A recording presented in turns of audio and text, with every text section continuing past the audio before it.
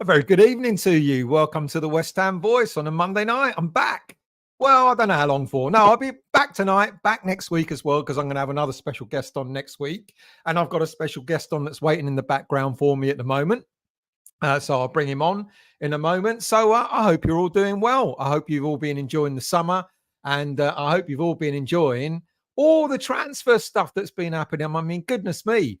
I think at the last count, we're about to sign something like about 170 players, if you believe all the rubbish that's out there. But when I bring the guest on, we're going to talk about transfers, but primarily we're going to talk about the squad, and we're going to talk about what it is we believe we need or what we don't need, how the squad is looking, etc., and how that might compare to last season when we finished 9th in the league. But before I do all of that, let's go in and say a quick hello to a few people. Good evening, usual. You might have been right. 918. Good evening, Epic. I hope you're well. Good evening to you, Ian. Absolute shambles. Let's play Sojek in midfield, see if he's any good. Let's hang on, because, there's still over 5 weeks to go, something like that, with regards to the transfer window shutting. And I'm sure we're going to do a bit more business. I think we get calm our nerves if we get at least another player in this week, just to calm everything down. Zuma rings Creswell Corner. I bet the Premiership are shaking in their boots. They might well be. Well, I'm going to speak to our guest about them. Scattergun approach, Mike. Have we ever been any different? It's the West Ham way. Didn't we expect something different, though, with Moyes now gone and Steiden in and Lopetegui, new head coach, etc.? Were we not expecting something different? Good evening to you, Epic. It makes very little difference that Steiden is able to identify quality targets if the Goblin keeps messing up every deal. We don't know that, but I'll ask our guest what he thinks of that. Good evening to you, Howard. I hope you're well. Really appreciate you showing the game on Sunday. I'm glad I took it off. Otherwise, this channel wouldn't be running at this moment in time. So whoever was on that show that came on at the very last moment, thank you for joining me, because it really was last minute. Rupert, how are you, mate? I hope you're well. I see you and Paul you and Paul outdo Wiggy in the shirt stakes the other day. How come this was possible? Very possible. I felt quite disappointed with Wiggy's shirt. It was just plain red. Didn't understand what was going on. I felt quite disappointed. Steve, evening to you, mate. Tragic events at Southport. I don't know what that's about, so you're going to have to tell me in the chat, because I've actually been in the office today. Yeah, they actually made me go in the office today. Good evening to you, Michael. I hope you're well. Is it all scattergun or Tim smoke and mirrors to Villa, manure, etc.? Think we won't come back for players, making them drop our agreed price? That's a possibility. That is a possibility. Is he clever enough to do that? Will it work? Buckle end of two. Good evening to you, Sean. I hope you're well. Good evening to you, Anthony. How are you, mate? I am going to scream through them because I don't want our guests sitting there getting bored whilst I'm saying hello to you lot. Good evening, Daniela. How are you? Good evening to you, Darren. I hope you're well. DeCanio, good evening, mate. Any truth in reports of Memphis Depay seen buying headbands in Whitechapel Market? No, none at all, mate. I can give you some updates on transfers. You're not going to be happy about it, because I know some people have been saying that the Duran deal is done and dusted. It ain't. I know some people are saying that the Aaron Wan-Bissaka deal is done and dusted. It ain't. So, hang tight, people, because there's still an awful lot to go in this transfer window. Bradley, how are you, mate? I've missed you. Haven't seen you in ages. I hope you're well. Good evening to you, Glenn. How are you? You are reckon, mate. I still don't think we'll sign anyone because we got Chair and Plonker. You don't know how to spend his money, Sullivan. I want him out of this club. It's an interesting one, because I know a lot of people, a lot of fans say this over and over again, and yet we've already spent 65 million on an untested 18-year-old and overpriced centre-back. So I don't know. Is he not spending the money? Good evening, John. How are you, mate? I hope you're well. Good evening to you. Bronson, how are you, mate? I hope you're well. Good evening to you, Martin. I hope you're well. Good evening, Steve. How are you, mate? Talking Hammers, how are you? I hope you're all well. Let's scroll down a bit more so I can get on and bring the guest in. Costa Hammer, good evening to you. From Marbella. Was it as hot as London? I bet it weren't. I bet it was raining over there, because I tell you what, it was scorching here today. I couldn't believe my luck. Dexter, how are you? I hope you're well. Good. Thank you very much, mate. Much appreciated. James, how are you, mate? I hope you're well too. Okay. Enough of all this. Let's bring on the main man. Good evening, Ronnie. Bruno, how are you, mate? Yeah, good. How have you been? How's your summer been? Go on, tell us about it. Well, Last time I saw you was in Germany, Cologne, on the steps of the cathedral. That's right. Yeah, after we just got beaten, didn't we, that day? Yeah, beaten. Yeah, that was Leverkusen, wasn't it? It was Leverkusen, mate. Yes, yeah. So how's the summer been so far? I'm still upset about that one because I think we didn't go for that. But let's not talk about it. That was another. It's all done and dusted now. It's all in the past now.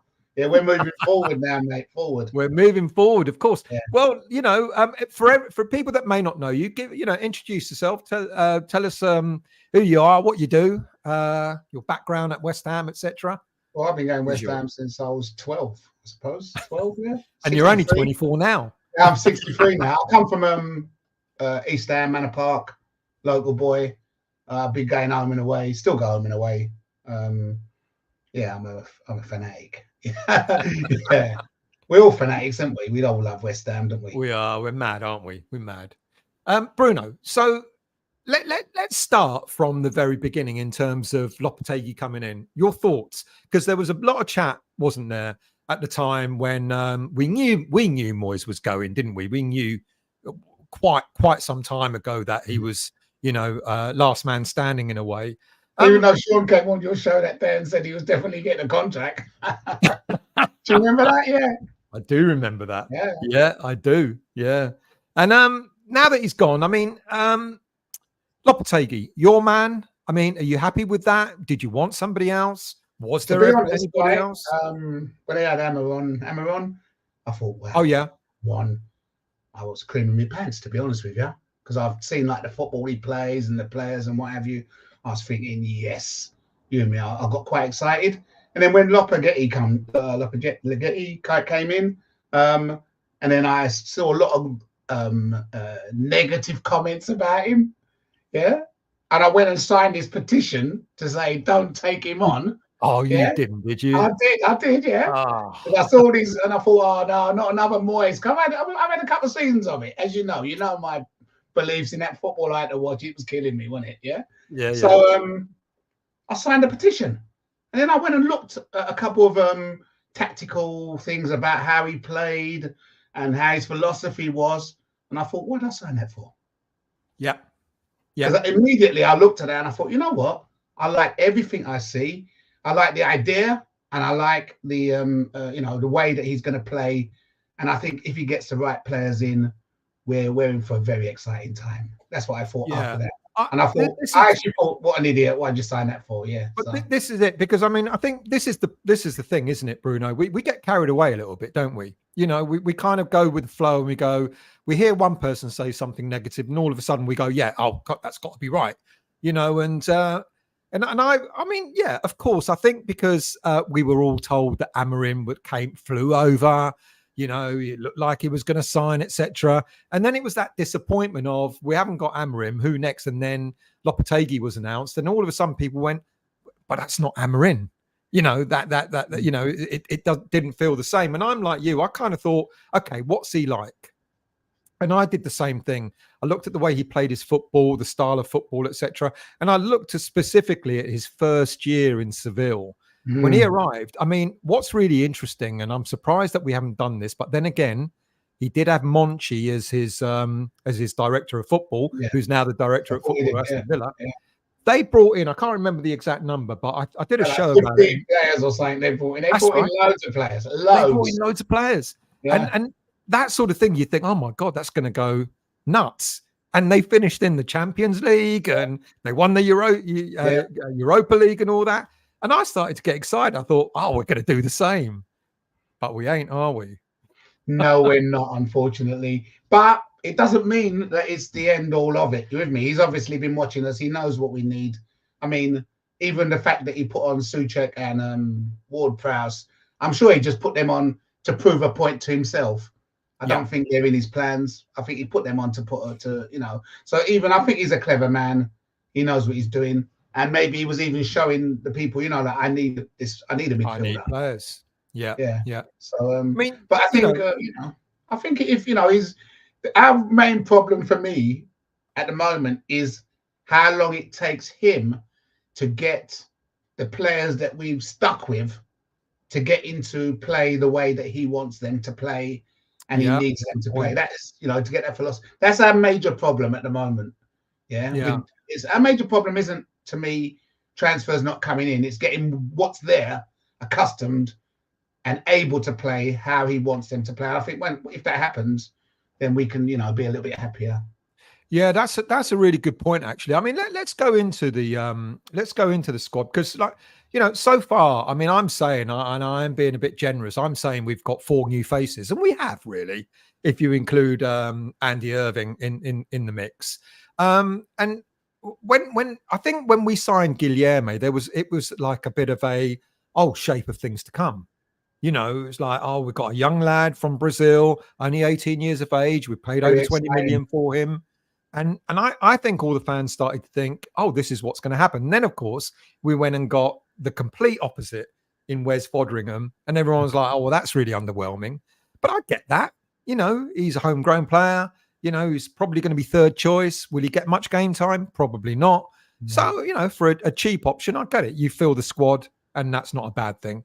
And we'll have him next year as well, because Fabianski may not be here next year. He's exactly. Like, we get his pension money. Yeah, and Moyes won't be here to give him yet another contract. and then, of course, you know, Kilman. Look, it's a no-brainer. He is Lopetegui's. He will be the captain. I'm pretty certain he will. I'd be surprised if he doesn't become captain. But all right, we paid over the odds for him. But that's what happens with English players, isn't it?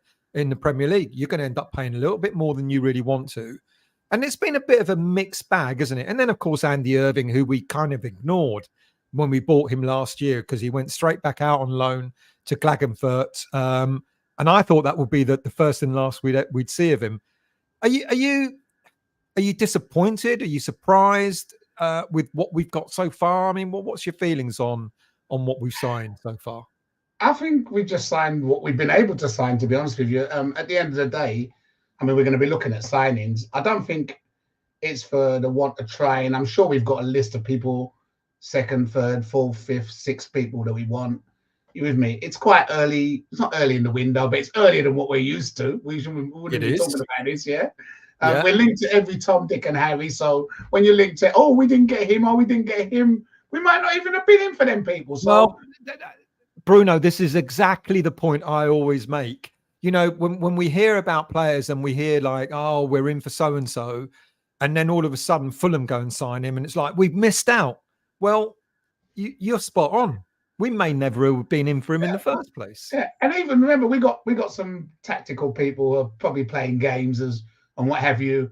So, you know, at the end of the day, they're playing them games. They might know exactly who they want, when they're going to get them, and when they're going to go in for them. We don't know. We really don't. Yeah, I totally agree. But we all know what we want, though. We all know what we want, and we're going to get onto that in a minute. Because Ray has reminded me, the club taking away concessions, and we deserve more bang for our buck. Just pay the extra, etc. Let's talk about that just for a minute, so we can get people aware of it, if they not already are. About a week and a half ago, something like that, I brought Alex in, who does Save Our Concessions. He's done a great video that's gone on social media, etc. And you know, so that there's a petition going around at the moment. If you go to change.org and then type in opposed season tickets, this screen will come up straight away about signing the petition. Mate, I mean, you know, we're a bit older. We're getting to the point where we're going to start looking for concession tickets in a couple of years' time. That is disgusting. That's disgusting what West Ham's doing. They're taking the proper mickey out of us. I mean, I've been going for 51 years. I know people that used to go, and I've seen kids over there when they were 5. Yeah. They're like in their 30s, 40s, 30s, whatever. You with me? There's a big people. They're taking their kids. Yeah. Like, they're cutting that off. Yeah. They're cutting off that, because the understanding is, and it is purely business, and they're arguing that West Ham are arguing that all other Premier League teams are doing it. It doesn't mean you have to do it. Doesn't mean you have to do it as well. Business. It's bad business. Listen, Tuesday night, going to watch West Ham at Sunderland, mate. You with me? Yeah. Yeah. We're talking about people who are going to watch, who've been going to watch the team through thick and thin. What happens if it gets back to thin again and you've alienated all your people? Yeah, they're all gone. They won't come back. Yeah. Yeah. I know people who won't even go to the ground. It's terrible. They've been going years with me. They get as far as the Stanley. You with me? And they won't go any further. They won't go no further than the Stanley. It's good drink up after because they're all in there and they've had a few. But it's they're not even they're going away matches, but they're not going nowhere. So we've lost them people. These were people that used to stand on the terrace with us singing. They used to travel with them. The same. We've lost so many people. We've lost so many people, and yet now with this, it's as if they're trying to deliberately make us lose even more. Oh, listen. I think it's an agenda. Yeah, it's an agenda to get rid of that type of support. I'm convinced. Yeah, because everything you're doing is against your hardcore, forever, future people. You're getting rid of people who have been going generations to to football. Yeah, even though West Ham don't all live in West Ham now. Like when I was young, everybody lived in the area, but everybody still, even people that are outside the area, still come into the area. You remember, it's still the same community, and it's a bigger community because all the Essex people, we got people from up north who've been coming for 30, 40 years. You with me? There's people who've been coming for years and years, and they're bringing their families with them, right? You're cutting them out. You're only going to see them at one match. And it's an odd one, mate, because it's what you say. It's if it's all about a traditional family football club, you're taking the tradition out straight away. Yeah. And if they're really reliant on, excuse me, if they're really reliant on, I think the theory is those are the prime seats, and they're treating it like as if you go to the theatre or if you go to watch a tennis match or whatever. The seats closer to the front are the better ones and so on. And I get that, but they're already charging for that. That's what they got the bands for. I've never been to a theatre and had to watch Moyes Ball. Let me tell you that for a start, yeah? Yeah. So they were overcharged. They owe me money. Yeah, they owe me money for the last couple of seasons I've been watching the football, even though we won. Oh yeah, we won the European Cup and what. But we win every day. So they owe us money. But it's beside the point. The point is, why are you doing this? There's no reason. The money that you're talking about, right? You could get another way. Yeah. The people that you're alienating, right? Because this fourth generation person ain't gonna take their kids. I know I can't take my kids to football. They cost my leg. Yeah. If I say to my boy, come and sit next to me, we're gonna go and watch the match. He go, oh, Dad, I can't afford it. You with me? He can't. You with me? Because it's too much for him. Yeah, it's a weird one. It's a shame because I think what they're thinking is, that the lower tiers they'll fill with the day fans, who come every now and again and pay premium price. But as you sort of alluded to, they'll get that when we're playing, I don't know, Liverpool, Arsenal, Man United or whatever. When we're playing, I don't know, Southampton, Fulham, and teams like that, they won't fill that stadium out or the lower tiers. But people will go, especially if it's a midweek game. Football's dominated by TV as well. Yeah. So they're going to go to people on a Thursday night or on a Wednesday night or a Friday night, whatever. All right, you got to pay premium, and we're playing Burnley or whatever. People are going to go up yours. I'll sit and watch it in the pub or watch it at home. It's really odd. So people, if you haven't yet signed the petition, please do that. Go to change.org and then type in oppose season ticket. It's a much longer title, but if you just type in oppose season ticket, you'll find that. And it's a very worthy cause. And next Monday. And the other thing I need to point out, those of you who feel that it's not affecting you, but it will affect you in the future. Because if you start letting people get away with this kind of thing, then they get away with more things. And then next thing you know, they're getting away with everything.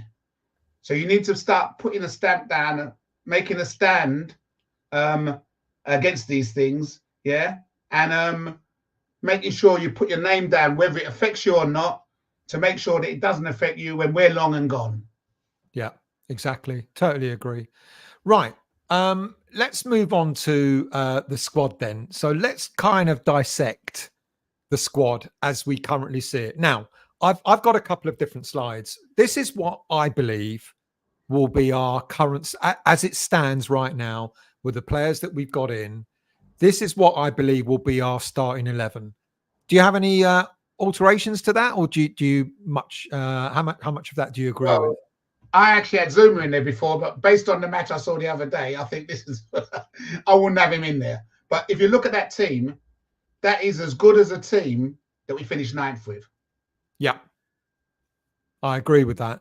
So if we finish 9th with that, surely an additional 2 is going to, other teams are. Let's forget about the additional 2. We ain't playing and sitting behind the ball. So with a bit more adventure, we might be getting a bit more points with that team. What do you think of Agyemang in there? I mean, I put him in there. Is he? I think he's going to be great because I think you're going to have to play him. I mean, he hasn't looked particularly fantastic in the preseason, but he hasn't looked particularly bad. And we seem to remember, we're talking about all our youth players. He's younger than us. He's the same age as them. He's the same age. Yeah. Yeah. So I think a bit of beefing up and a bit of playing, you never know. We might have a bit of a player there. I think I'd put him in from the start at the moment. Just to see what he's like. Yeah. I agree. Antonio leading the line. We no one else at the moment, so it has to be. Yeah. So if that's our strongest 11, and as you quite rightly pointed out, that's no worse than what we sort of finished 9th with. If we sort of look at our backups, it starts to look quite different. So I've taken all those 11 players out and I've put in, Fabianski in goal, Zuma, Agerd. And I mean, I'm a little bit at odds with Agerd, and someone's just asked the question here, do you think Agerd will stay and play a part? He seems happy. Well, what's your take on Agerd? What do you think is happening with this player? Because we kept hearing last season that he was unhappy, he didn't want to stay. Would you be happy for him to stay, or do you think it's time for him to go? He's been with us for, is it 2 seasons now? This will be the 3rd season. This is his 3rd season, and I don't remember him playing that much. Yeah, no, he hasn't, which is kind of worrying. And number 2, when he has played, he's either been really good or really bad. So is it that consistency due to the fact that he's not playing all the time? I think he's a footballer. I mean, I've got pictures with him, so I'm not going to come say nothing because I've got some good pictures with him. But I'd say he's a footballer. And if we're going to be playing football, you've got to think, for me, anybody who can play football should be given a chance, for the simple fact we weren't really playing football last season. We were just defending. So if we got footballers in there, it might be who they might enjoy it a bit more. They might actually improve. Yeah. But I'm of the same opinion as you, because ironically, the sort of central defenders that we would be going for would be like Agerd. Yeah. He's good on the ball. He can carry the ball out of defense. He's got a good passing range on him. I think I remember when we were doing a sort of, I was doing stuff about players that we were looking at signing a couple of years ago, and I was watching clips of his passing range. Picking that ball up. Did you imagine him? I dreamt about him pinging the ball over to Bowen, right? Bowen running down the wing, him pinging the ball over to Bowen, and Bowen cutting inside and scoring a couple of goals. Yeah, exactly that. Yeah. Exactly that. So here's the irony. I mean, given that, I mean, we'll go back to the first 11, because the first 11 I put at the back, I put Mavropanos and Kilman in. I do have question marks over Mavropanos, and the only reason why I put him there is because he's just right-footed, with Kilman being left-footed. But we know that Kilman has played on the right of defence quite a few times for Wolves and so on. So would you pair Kilman and Agerd rather than Mavropanos and Kilman? I'd be tempted to begin with, but the manager knows Kilman, and we know that the manager played Kilman in a certain way. So he's probably going to want to keep him in the way that he played him. Did he play him on the right? I don't know. I don't know if he played him on the right. That I don't know. I think, and if anyone in the chat knows. I think he played him primarily when he was at Wolves. He played him primarily on the right. Oh, well, then that could be the solution then. Yeah. Move him in place of Avapanos and to put Agard on the left-hand side. That would at least make it. But that right-hand side, if you're looking at that, that's probably, looking to me, is the weakest position there. Yeah, I agree. Them two on that right-hand side look like, to me, they would get more problems, especially if Kudus works really hard in front of them. So that's a plus. But I still, Mavropanos in the first 2 games, he gave away a lot. He lost the ball a lot.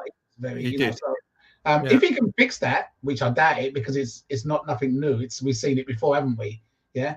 So if he can get that out of him to stop him doing that, then he's a decent defender. He's got the speed, he's got the shot, he can carry the ball. Yeah. But he's prone to that mistake. So he's shown it a few times. So if he can get that out of his game, then it's his spot for the taking. Could it be, mate, that because he had Zuma next to him, that made it more difficult?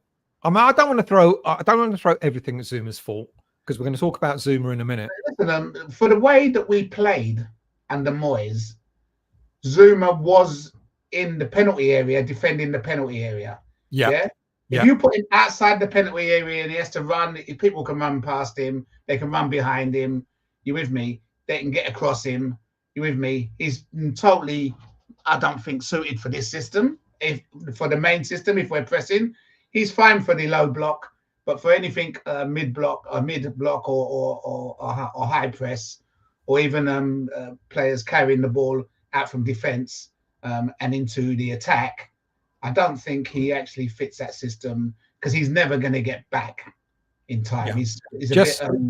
Just like we saw in the game against Wolves, for those of you who did stay up late, and I certainly did, the game against Wolves, as you said just before we started the show, mate, the ball went over his head and the central defender had 2 players on him, because Zuma just couldn't get, he was trotting back. And he was running as fast as he could. He thought he was sprinting, mate. He thought he was Usain Bolt. He was hardly moving. Yeah, the geezer went past him, and he was going backwards. Yeah, mate, it was embarrassing. He thought he was running fast. Yeah, he thought he was running fast. He just didn't know. Yeah, I don't blame him at all. It's just him. He's never been rapid, has he? He's never, and playing a high line, like you've said, it will annihilate the player, won't it? He'll get slaughtered. Yeah. I think I'll run past him.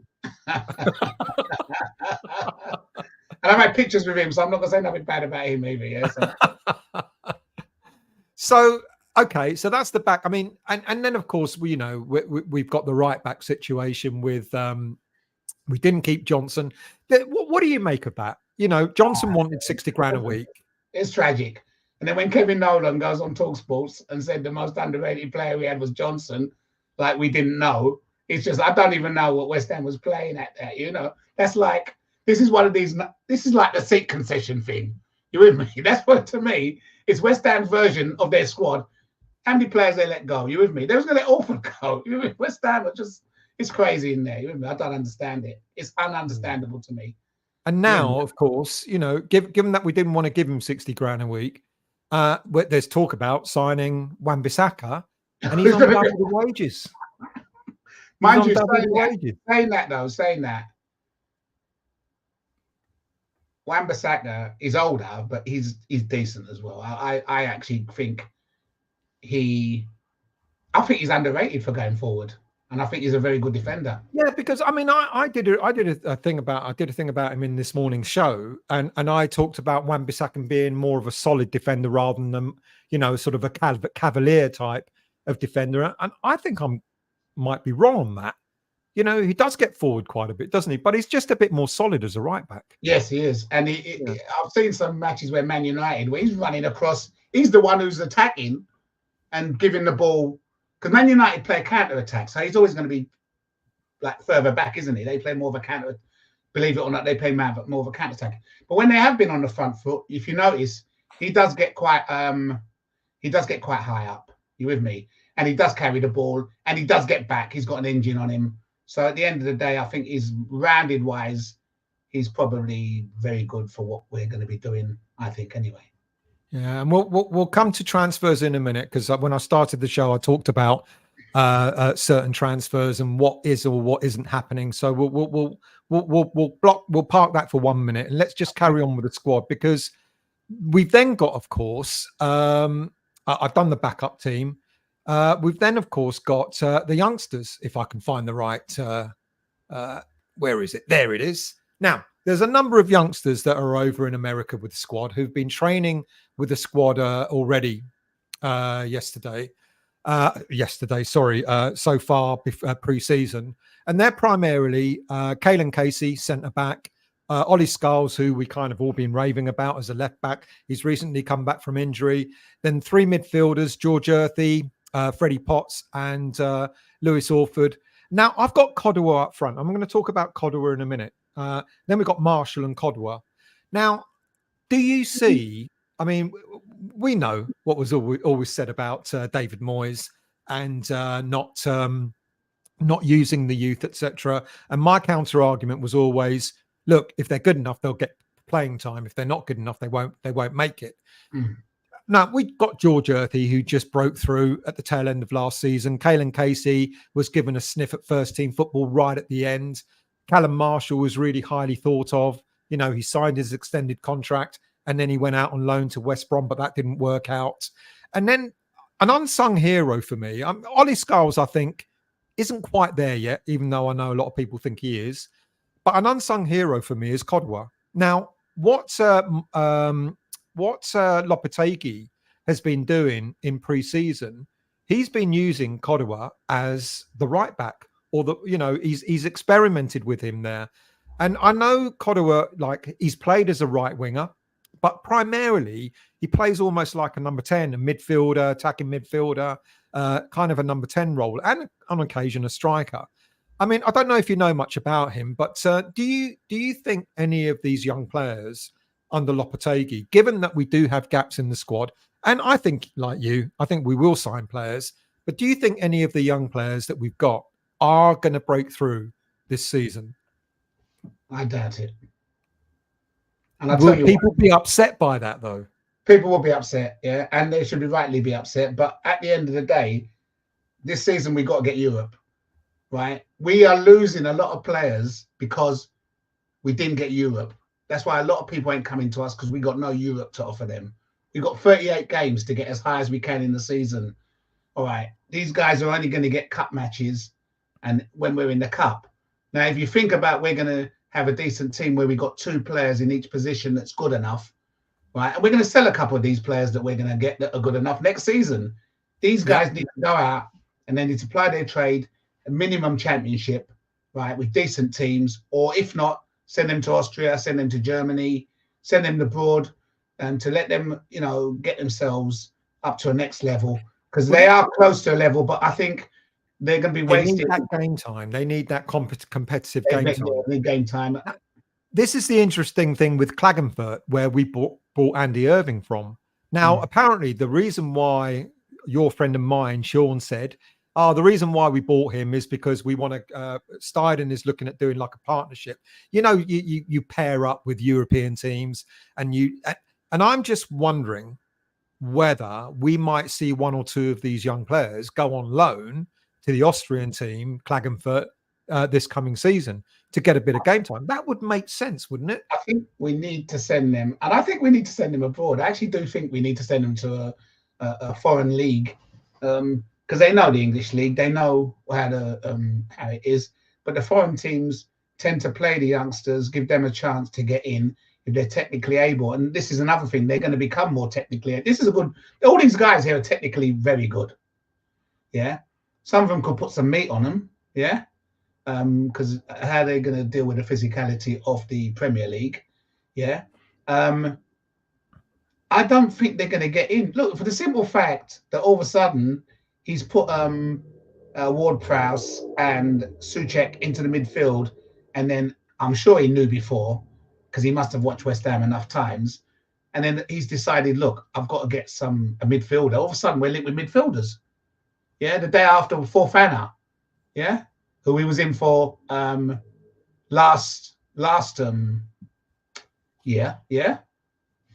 Mm-hmm. We've gone. Moyes didn't get him. We went back in for him. He don't want us because we ain't got Europe this season. Yeah. So at the end of the day, I've got a funny feeling that they are going to not. These guys are not going to get. How are they going to get past Alvarez, Kudas, Potts, Earthy, and Orford, the midfielders? Where are they going to get their game time? Yeah. I mean, what's interesting is one of the standout players of pre-season has been Freddy Potts. People have been raving about his performances in pre-season. They raved about his performances at Wycombe Wanderers last season. I think he got an award. I don't know if he got player of the season. I think he got player of the season. Yeah. Player of the season. Yeah. And apparently he's done extremely well in pre-season.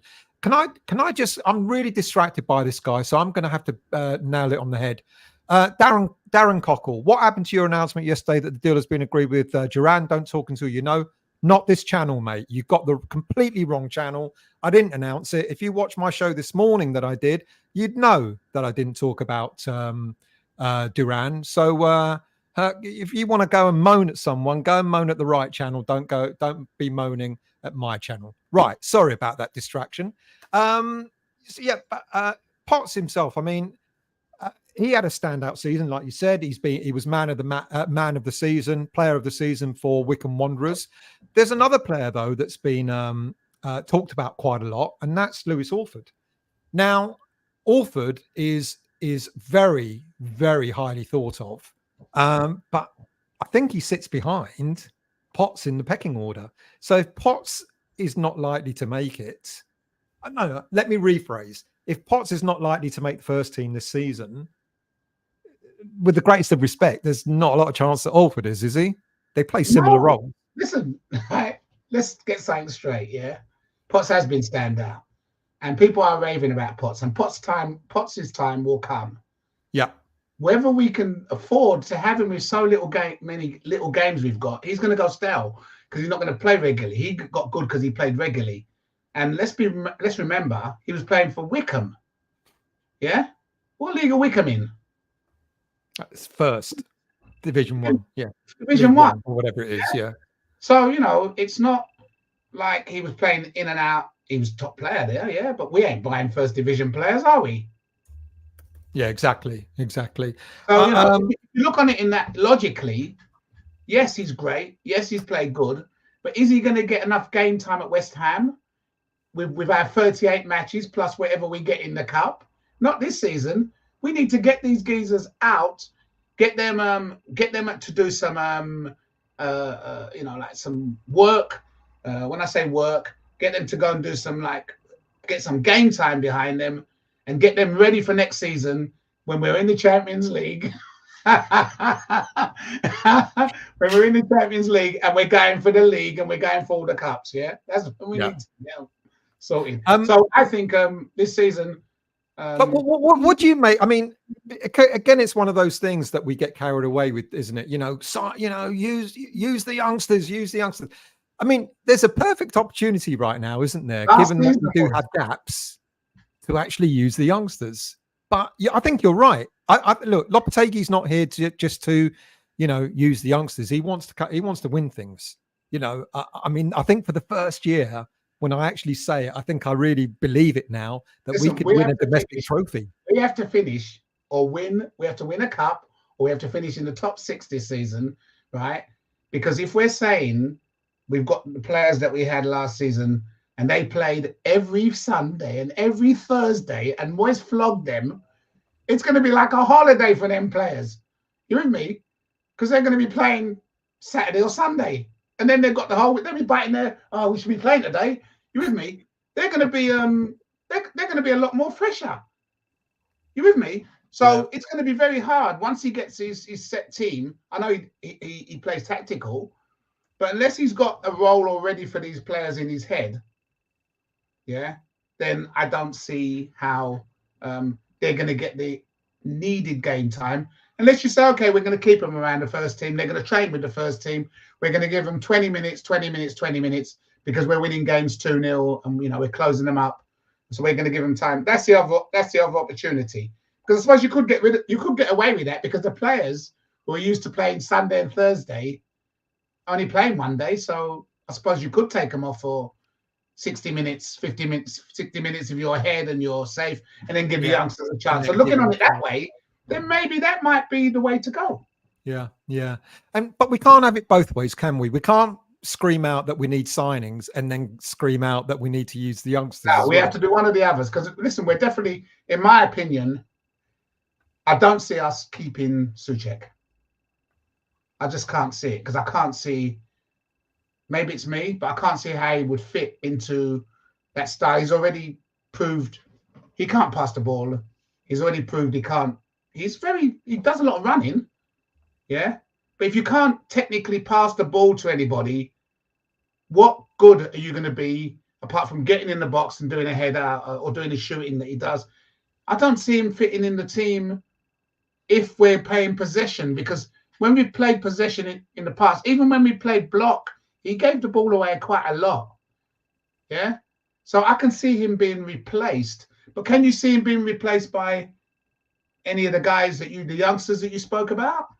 No, I can't. And to be quite honest with you, mate, given that we need so many players, we need players in essential areas, and we're going to get we let's get to that. Let's look at what our best players are. You know, I'm taking out the likes of Soufal and Souček and various others, even taking out Mavropanos, etc.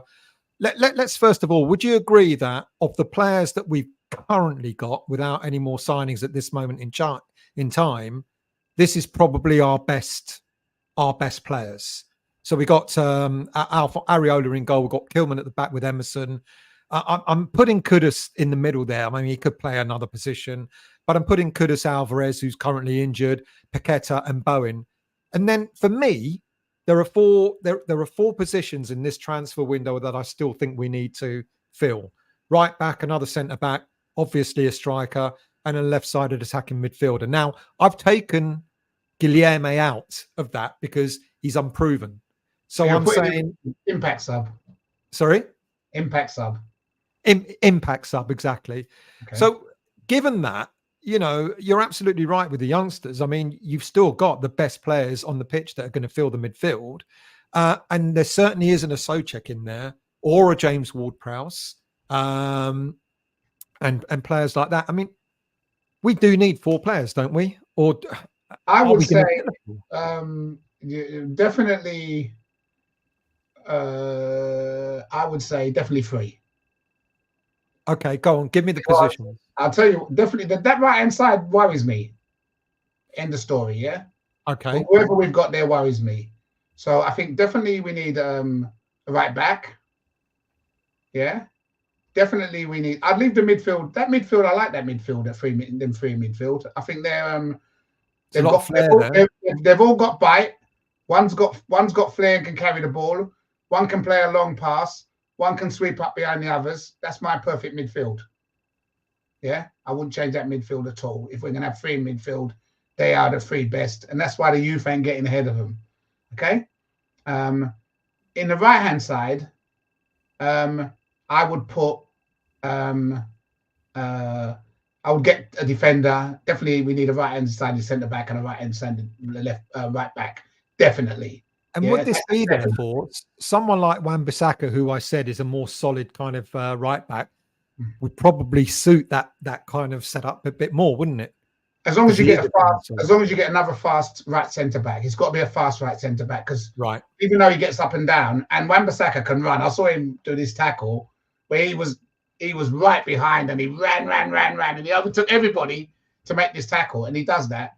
So definitely a right centre back. Who's got a little bit of speed and a little bit of guile and can on the ball. And I think, and a centre forward, yeah. And then on that left-hand side, yeah, I think we could play, well, we got to get, I'm discounting Cornet, yeah. Yeah. But I think we could play Antonio or Guilherme there. Oh, okay, I'm gonna ask that question. Is Antonio a starter? All right, this is my philosophy on Antonio. Yeah. Yeah. Ah, look, he's lost the ball again. Ah, he's run. Ah, look, he can't hold the ball up. Ah, but he had 4 players around him in our new system. See these 3 Because players of up the front. system. That is fair enough. That is fair enough. See the Yeah. 3 players up front there. Yeah. What am I expecting them to do? I'm expecting them to collectively chase down that defense. Yeah. Don't give them a second of it. Not just Antonio chasing them down. All 3 of them. How could you leave him out that equation? Now he's got 2 people helping him chasing down defenders. Yeah. How could you leave him out that equation? If we're now a pressing team, how can you leave the person who spent all last season being the only pressing person in the team? Yeah. You know what? That is a fair point. That's a fair point on Antonio. That is a fair point. You know, he was left high and dry quite a lot. It must have been a thankless task being the only player up front without any support. You know what? I accept that. I still don't accept he's a starter anymore. I would let him tire out the defender, then bring on a youngster to kill him off. So I'd start him rather than bring him on, because Gilmera ain't going to tire out that defender because he'll be doing a lot of things, cutting in, going inside. So, but anyway, both positions there's nothing stopping us getting people for both them positions. To remember, Lopetegui likes to entwine his players to cross across each other and do all that kind of stuff. Yeah. So, but imagine, right? You get a decent right back and a decent right centre back, and then you got Duran and Antonio up front, right? And Bowen. That's a nightmare for me. That's a nightmare for any defender. Yeah, I agree. All right, that's our. What other areas are you concerned about, or are you not? I mean, right back, centre back, striker, and left side. You're saying you can put Antonio there. I'll accept that to a point. Anywhere else? I mean, Emerson. Well, you happy with him? Emerson's the greatest player ever. I love him. Yeah. He's probably our future captain. I think maybe. I think he puts in the yards, but I don't know if he'll be staying with us. And when you look, we went for Kante and we went for Fofana. Yeah. Yeah. So maybe we're not even playing 4-3-3. Maybe we're playing 4-2-3-1. Maybe. That's the Moyes system. No, but maybe we're playing it as an attacking, not as a low. Right. He was playing it a defensive role. Yeah, because what would happen in that system is that Alvarez would drop into the middle of the left back and the right back. The 2 defenders will actually become wingers. You with me? Yeah. And then the people in the midfield will cut inside. So Kudos and it might not be Paqueta. It might be another midfielder. Yeah, who'd maybe play as an 8, and then maybe Kudos and the 3 people in the middle would push up forward. If you understand what I mean. So yeah, it'd be more attacking.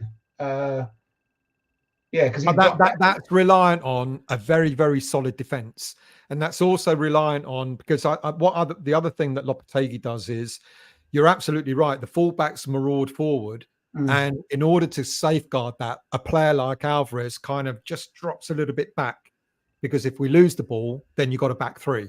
Yeah. So you've got the 2 central defenders and Alvarez almost filling in as a 3rd centre back. That's right. So it is important. I mean, because we've been linked to so many. Yeah, but this Kante and Fofana. Why was you getting Kante and Fofana? So if you look, there's a reason, isn't there? Yeah, because if you look at Kante, a lot of people said he's like similar to Alvarez. He's not really. In fact, Alvarez isn't even similar to Alvarez. How many times did you see Alvarez? Yeah. Richard, you say Antonio's legs are gone, but he won't have to use his legs so much if he's got 3 people helping him. Yeah. So Alvarez, we've seen him go forward, and we've seen him rush that goal he scored. Yeah, we've seen him, and when he goes forward in a couple of matches, he went forward. He looked like really good as a. Well, what was it? Was it Everton away when he scored it with the outside of his foot? Then yeah. And we were like, what's going on here? Yeah, a couple of matches he done 1-2s with Paqueta on the outside, and he found himself on the edge of the area, had a shot, so he can go forward. And I think you need that fluidity in the system that Lopetegui is playing. So maybe he wants 2 people in there who can cross over contain each it. other, almost be like revolving box-to-box midfielders. Yeah. Therefore, mate, if that's the case, if he does end up playing with a two in the middle, which is very much like, but you're absolutely right, it'd be more of an attacking 4-2-3-1. What then happens with Kudus and Paqueta?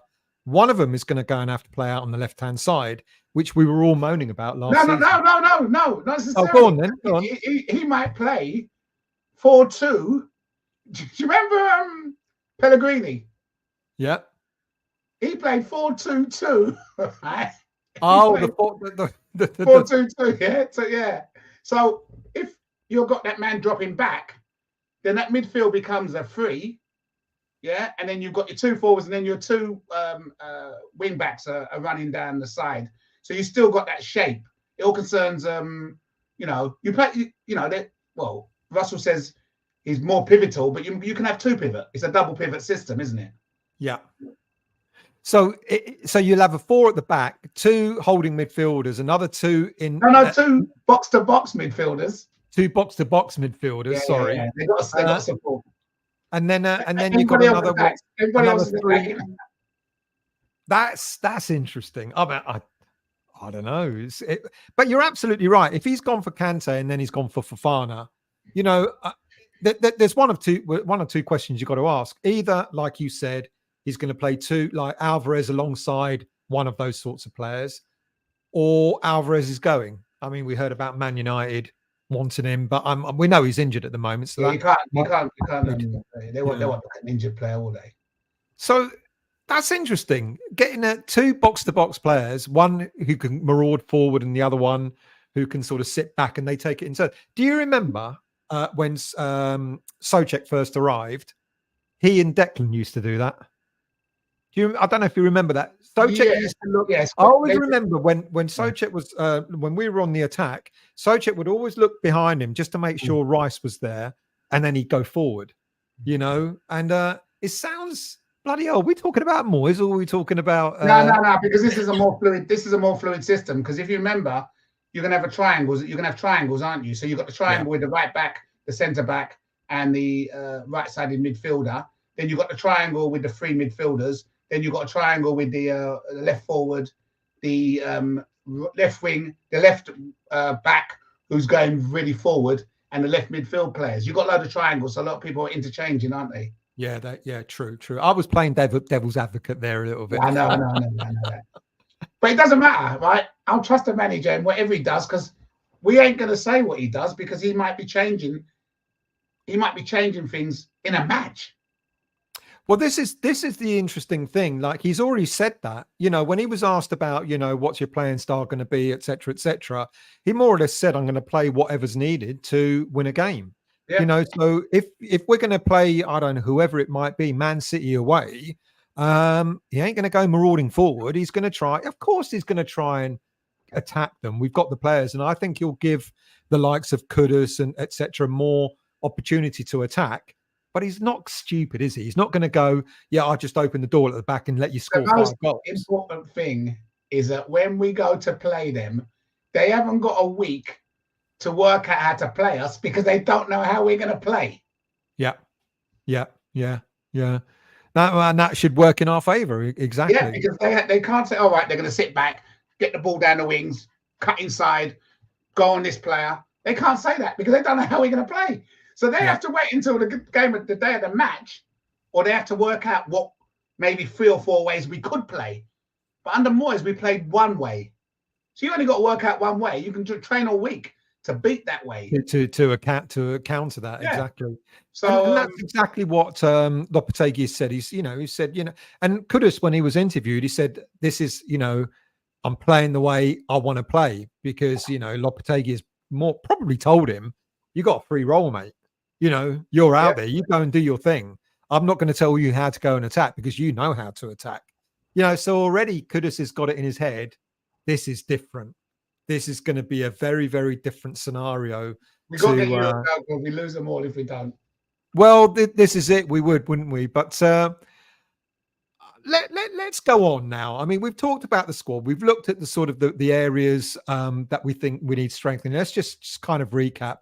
You know, at this moment in time, and people may, disagree. This for me would be the starting 11 as it stands. And then our backup. I laugh, and I shouldn't laugh because these are our players, but our backup doesn't look quite as funky. It's a decent bench. It's a decent bench. It's a You decent got 1, bench. 2, 3, 4, 5, 6, 7, 8 people there. How many people we allowed on the bench? 7. Well, 8, I think. 2 goalies, 8. don't forget. Right. No. So 1, 2, 3, 4, 5, 6, 7, 8, 9. Only 8 of them people are going to make the bench. Are going to make the bench. Let me talk about 2 players before we sort of move on. Cornet. I mean, I've tried to protect him all through last season by saying he came back from a really bad injury. You know, he needs playing time. He needs to sort of get back into his rhythm, etc., in order for us to see the best of him. Moyes is gone now. Cornet's got a fantastic opportunity. And what a lot of people have been saying throughout pre-season, and I know it's only pre-season and it's all there about getting, match fit and so on. But there's been a big disappointment with Cornet where he just hasn't been able to deliver. Do you have a view on him? What do you think of Cornet? Yeah, my view is get rid of him. He's disappointing. I'm not being funny. Yeah, you had an excuse. I was on your side because you didn't get in the team. You weren't able to go to the World AFCON. Your AFCON team won the league, right? You should be going out and saying, right, he's gone now. I'm going to show you. Yeah, you should have determination and passion, which is what what Lopetegui wants. Yeah, to say I'm going to go out and I'm going to show you that you shouldn't have left me out. I'm going to show my nation that I shouldn't be left out. And what's he done? Nothing. He's been a very big disappointment. It's a shame, really, isn't it? Now, I mean, this is. Yeah, I know. Fresh builder. This is the moment for him, and it's just not happening. I mean, I think if we get an offer, we would take it for Cornet. Yeah, who's going to buy him? Who's going to buy him? Well, this is the thing I don't know, but and we are stuck with a few players that we cannot get rid of. Yep. Andy Irving. I mean, I'm being unkind to him by asking the question: is he really part of the squad? Because it's an odd one, isn't it? I mean, okay. Let me try and polish a turd, because we keep being told that Steiden is the pearl finder. Okay, could Andy Irving at £1.5 million last season be the pearl? Or am I really talking out of my ass? Well, is he better than Flynn Downs? Say again. Is he better than Flynn Downs? That's an interesting question, and I don't know whether I can answer that or not. That's the question. What do you think? I would ask. But let's put it this way then. He's better than Flynn Downs because he costs 1.5 million. Okay, that's all we can say. But is he better than Flynn Downs? At the end of the day, we've played some teams. He's looked decent. He had a decent season in Austria with the second division team. He did. So he did. I would say I would put him on the same level as Potsy. I think they were playing probably the same type of level, except he was playing against probably more technical men. So technically, probably better. If you understand what I mean? Yeah. It's really hard. Listen, it's really hard because these questions we're all asking ourselves. We all got opinions. Yeah, but we don't know until it starts, do we? We don't know. Yeah, I mean, Wolves was an eye opener, but and it was a very bad game as far as I know. I didn't watch it all. You did, so you could probably give me more information on that. But I saw the highlights of it and I read what a few people said about it, and apparently, we had one shot. It wasn't great. I mean, the goal that could have scored was superb, but then people said, yeah, but the keeper should have saved it. But it was a good run. It was a good run, good control, etc. So it's interesting, isn't it? Because the players that have got it will have it pre-season, whatever. And we talked about Cornet, and people have been commenting about Cornet now.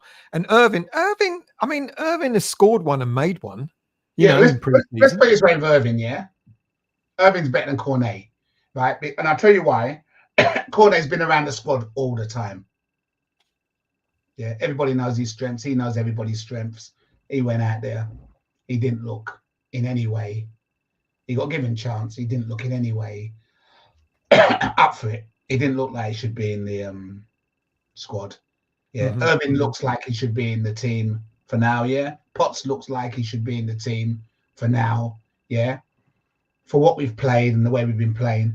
But when we're actually going and playing Premiership games, are we going to get the same people? Because against Wolverhampton, you tell me, what were they like against Wolverhampton? Well, the whole team was poor. The whole team was poor. Yeah. So when you say the whole team was poor, I bet you Kudas wasn't that poor. No, Kudus was, as I said, you know, it doesn't seem to matter who he's playing against. There'll be a consistency there all along. Poor? Say again. Was Kilman poor? People said he was, but then when you compare him to how Zuma played, he looked brilliant. Well, no, because they could have both. If they were both poor, they could have made each other look even worse. Yeah, and then being poor could have made the midfield look poor. I think out of players you thought that played decent, who played decent? The only one that stood out for me, and for those of you who watched the game, please let me know otherwise. The only one that stood out for me was Kudus. You know, he was the only one that really played, and Potts was pretty decent in central midfield. Emerson does what Emerson does. Fotheringham made a couple of decent saves, but the only one that really stood out was Starboy. You know. Yeah, but all right. So you said he stood out when we lost 5-1 to Chelsea. Yeah. He might have even been the best player on the pitch. Yeah, and we were losing 5-1. So let's discount him. His quality, he's going to stand out anyway. Yeah. Potts stood out, you said. So maybe he's ready. Maybe I'm wrong. Maybe he's ready. Right? You said you also said who else stood out? And I said Emerson, of course. Yeah. So them three players we can say possibly they are fitting into the system. Maybe, yeah. Everybody else was poor. Yeah, people are saying in the chat, Potts did have a good game as well. Yeah. He did shine. And so maybe we should have him in around the first team then. Maybe he. Yeah, I think I make you right. I think one or two of the youngsters are going to go out on loan next season. Maybe that's what's happened with Potts. He's had his loan spell. Now he may be in the background, like you say, cup competitions. He might get game time. He might be one of the few youngsters that might come through. Irving, I don't know about. His dad's still at the club, so his dad might be able to guide him and give him the right words, and he might be our new 100 million player in a couple of years. Who knows? Well, the 100 million player that they're saying, and I'll give you an update on him as well, is Lewis Orford. Now, we all heard last week about Orford in apparently not being offered a new deal, etc. The way it works with academy players who go from scholarships to professional contracts is they're normally given a 2-year deal. Orford is only halfway through the 2-year deal. This will be the time when the club will go, oh, do we keep him on? Do we send him out on loan, etc.? Now, what was interesting was this whole fiasco with he was offered as part of the deal for John Duran. You know, and then I did a show at the weekend and said, well, that must mean, because we offered 32 million in Orford. I said, that must mean Orford's got to be worth £8 million by rights, because that's what the club wants. And then there's this whole stuff about, oh, it wasn't West Ham that asked for him, it was Aston Villa that asked for him, etc. We know. Sorry? Even more so then. Yeah. And because Aston Villa have been interested in him for quite some time. They made an approach in June and we went, no, thank you. You know, so it's quite interesting that all of a sudden there's this story that apparently he was linked. Look, people, from what I understand, he's been made an offer. There was a meeting last Friday. He was made an offer. They're just now waiting for Orford and his entourage, his family, etc., to come back. I think it'll be a done deal because he will be a big player for the future. And talking about big players for the future, should we go on to one or two rumours? Should we start at right back? because we've before you go back, if they are going to give Orford a contract, then I think him and Potts will have to stay around the first team, because if you're going to keep Gilmeri there, you might as well keep Orford there. I actually think Orford would go out on loan. It's what they did with Callum Marshall last season. Callum Marshall was in the final year of his contract, and they said, sign an extended deal, we'll send you out on loan to get game time. That's why they sent him to West Brom. And I think that's what they'll do with Orford as wasn't well. Wasn't it Orford who said, I'm ready for the first team? It is, yes. Yeah, so you're going to have to, let's start. I think we should keep him now. I've changed my mind. Really think? I mean, if you say to him, look, sign a deal, we'll give you a year out on loan, come back ready for the following season, surely that's a stepping stone, isn't it? I'd just You'd be worried. I'd give him time now. And if you say that is the case, he's worth 8 million now. He's worth more than some of the players in our team. I'm speculating. I'm not saying he's worth 8 million. I'm just like again playing devil's advocate, because when we heard the story that we offered 32 million plus Orford, I cheekily went, that means he's worth 8 million. Play Potts, save ourselves some money. We've only got 38 matches. Make sure we got a solid team. Save our money on spending big money. Wait till we get back into Europe. We'll have them. They'll have a season behind us. We might be able to get rid of some people. I've changed my mind completely due to you. Complete U-turn I just did there. Keep them both. Let's go on to transfers, because there's a couple, the obvious stories. We'll start off at the right back. I mean, we talked about him a little bit. Would he be your first choice? Of all the players that we've been linked to, like Kyle Walker-Peters, and let's forget all the other ones that were sort of red herrings. It seems to have either been only Kyle Walker-Peters from Southampton or Aaron Wan-Bissaka. Of the two, what's your preference? Well, I told you that I'm very worried about that right centre back and that right back corner there, yeah? And I think as good as Kyle Walker-Peters is, probably for the system that we're going to play, right, I think he is not as good defensively. And I think Aaron Wan-Bissaka is underrated in his attacking, and I would go for him. I think he's more of a solid right back, and I think we do need someone to solidify that right hand side. That's it. That's my belief. And you think he would be the better option? Well, Kyle Walker-Peters, we've walked away from it, apparently. We have, yeah. Yeah. So I think, I don't understand why. I don't really understand. Probably, I don't know, but at the end of the day, this guy is fast. He's got a lot more. 10.5 million, 10 to 15 million. Might be cheaper. Might be cheaper in the long run, even with the wages. He gets up and down the right hand side. Like I said, when I saw him, there's a clip, you got to watch it.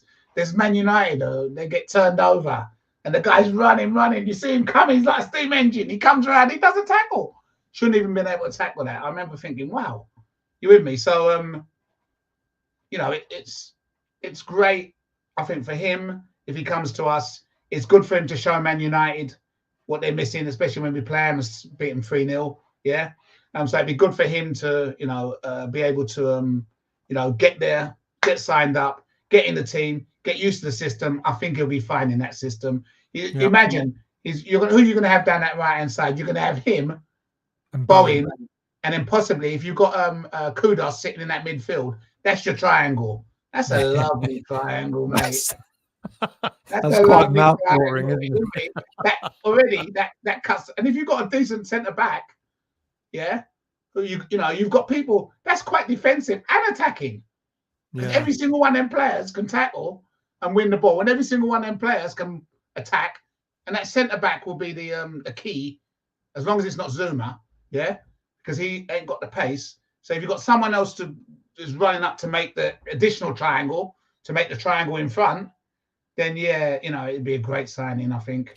Yeah, and people in the chat are agreeing that everyone is saying he's a better option than Kyle Walker-Peters is. So, yeah, I mean, Kyle Walker-Peters is good. Don't get me wrong, but I think defensively, we're looking at stopping goals. We want to be, I don't mind West Ham winning 1-0, 2-0, and us having possession.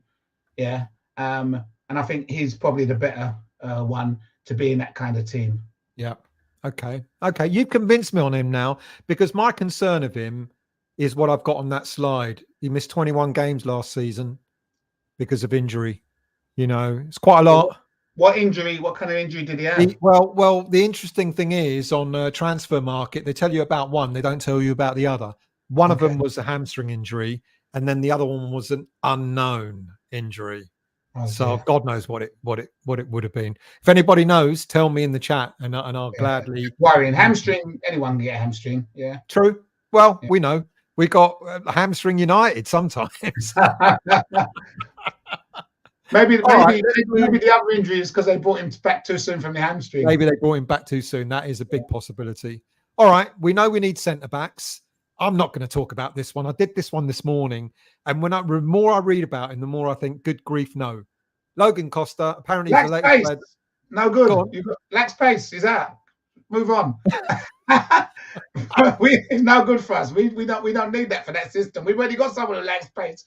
Exactly that. Exactly that. That's why I'm moving on to. He's interesting. Kevin Danso. Do you remember Kevin Danso? Much? I don't remember him. No.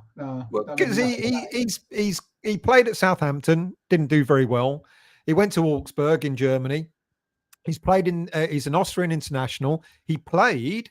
I think he was the one that kicked the ball. I saw him in the. He was in the Euros, wasn't he? Euro 20. I think he was one that kicked the ball in.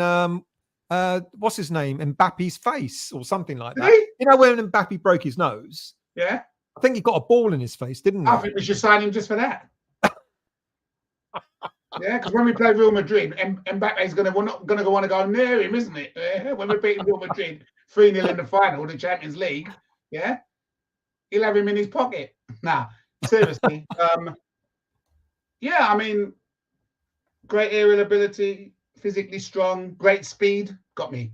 Comfortable on the ball. Yeah, probably. You said he was at Reading, homegrown. He's a home. Well, this is what I'm not sure of. I'm not 100% sure because he started in Reading. Reading and MK Don's youth system. That's homegrown. He didn't stay long there though. 3 years. I think he went to Augsburg when he was 16. So I don't know. I really genuinely don't know if that counts as homegrown or not. And I know apparently there are teams interested. I'm sorry. If he was in England for 3 years, regardless of when. Yes, if he was in England for 3 years in an academy, I think he's homegrown.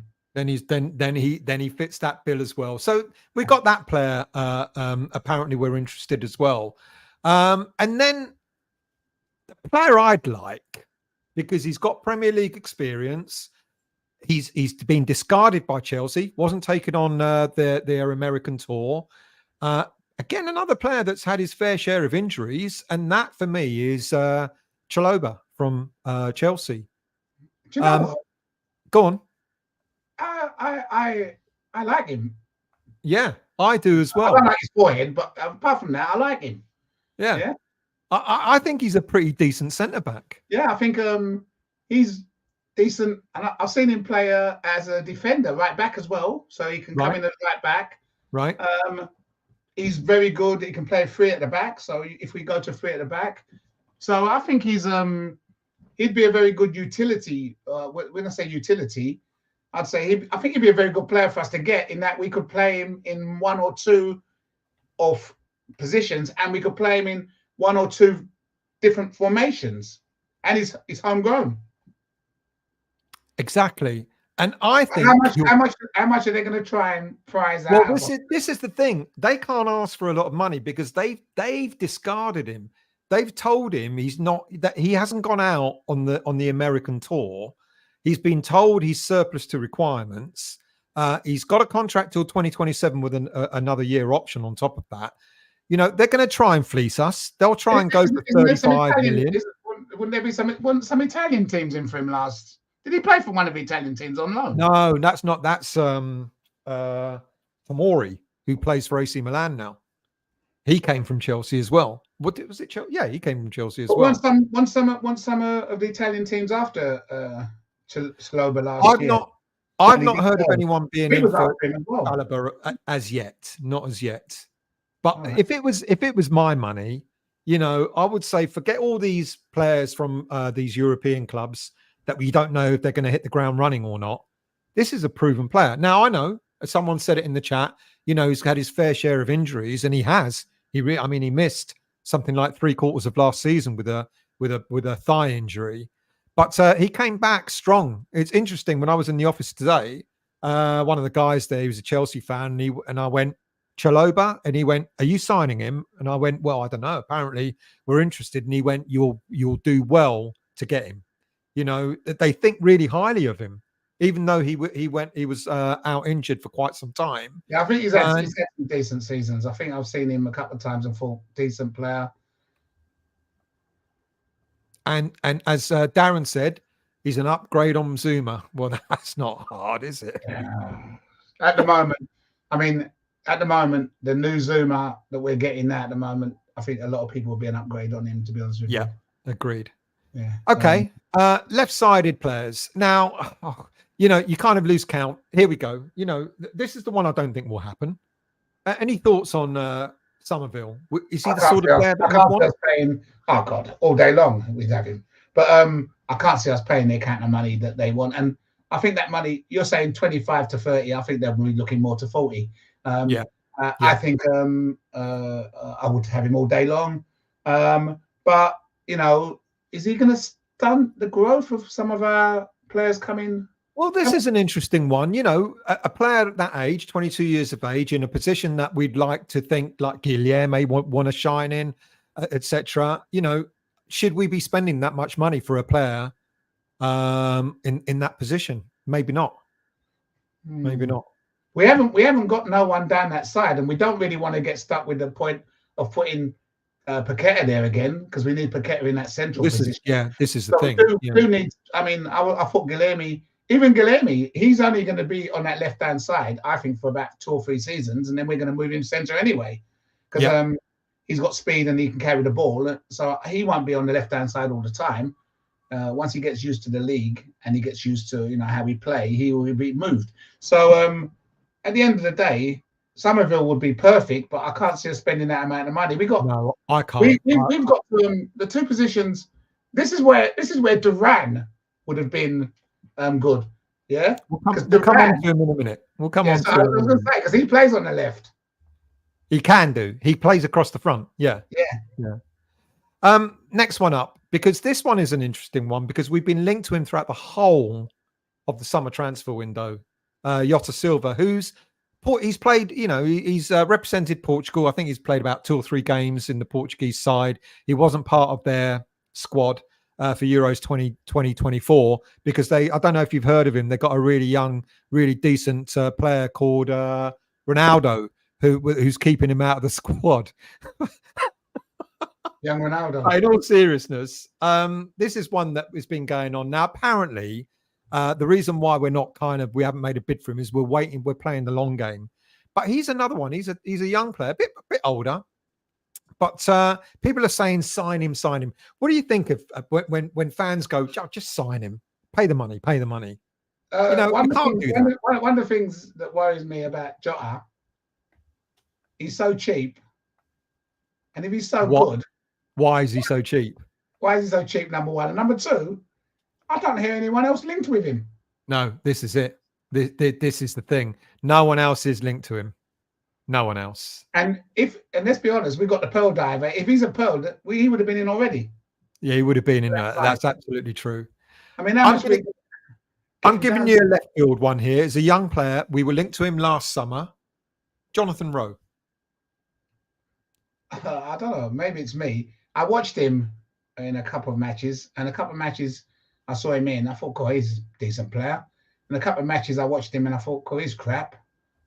So, but it's the same principle as you said. If we bring in a young player for any amount of money, I guess what we're really needing on that left side is a really decent, experienced player, where a player like Guilherme can learn off him and then come in to replace him.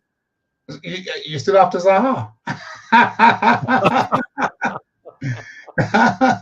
Well, I did this Zaha. I did say I wasn't keen on Zaha, but I can see the logic. I can see the logic. I won't be surprised if the way that these things are, I won't be surprised if people just who we've spoken about before turn up All of a towards the sudden. end. Yeah, all of a sudden towards the end, and they're in a West Ham shirt at the moment. Yeah, because the way I'm looking at it, we're hedging our bets. We got a list. Yeah. Yeah. Now, probably Sullivan is probably involved in it to some extent. Well, of course he will be. He'll sign the deal. He's got the money. Yeah. So yeah.